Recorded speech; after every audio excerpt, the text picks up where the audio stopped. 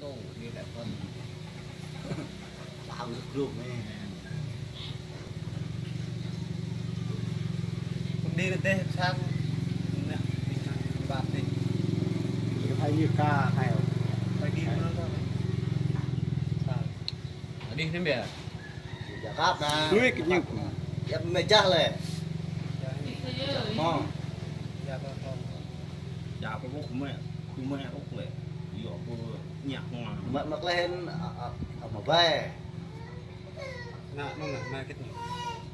mẹ chắc nó mẹ trong hai đôi bò bữa nát nè nó ta bữa bò cho ta mà dương mà đây cà phê prak nhưng phê bụng ta mà nè nè ta đừng ngon này ta mau sao ta cũng mang nè ta lấy nè ô ta mà cũng không rõ vậy nè cả rõ vô thôi chả thằng này đôi bò nạp ruộng vô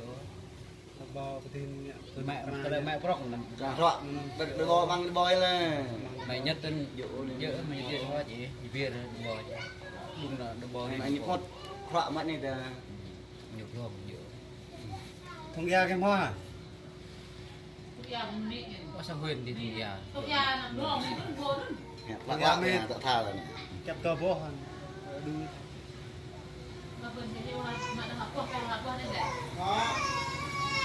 quạt bao vô trăm bao thôi không như thế này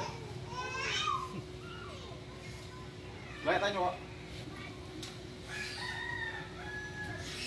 bộ cái ngon luôn nó cái gì đi bước lên tên ra lên mà đừng chết cái này đi thằng nó cài nó ra nó mặn mặn này dạ khi nó mang thiệt gần như chơi mà giờ này anh đi sao mà dương à còn gặp qua vợ con nên là họ cho anh cho bạn làm gì ta lại hội những cái lưới ha hội những cái bọn người chất nó có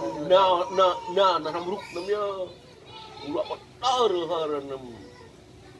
tao còn nhà con có lên nó ruộng người chân em plei nó lúc tay nhung mẹ nửa mạng ở ta plei vậy em một cái là hoa tốt lệ hội chân gọi như này nó hơi khi nhà như nó luôn bảo vệ gọi ở ta còn plei cho dàn đau thì câu cho con đi xem con nó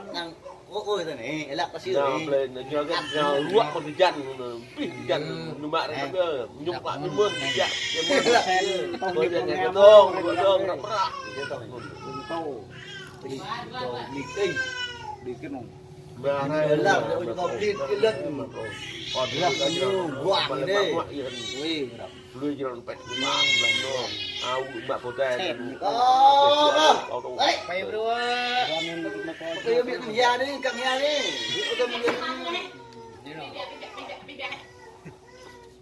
này tôi mình cứ ra đấy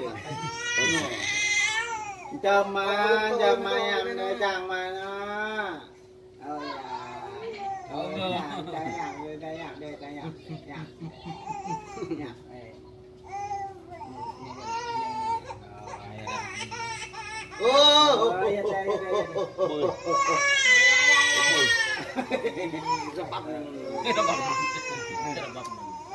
ô là vợ thọ bị nào cái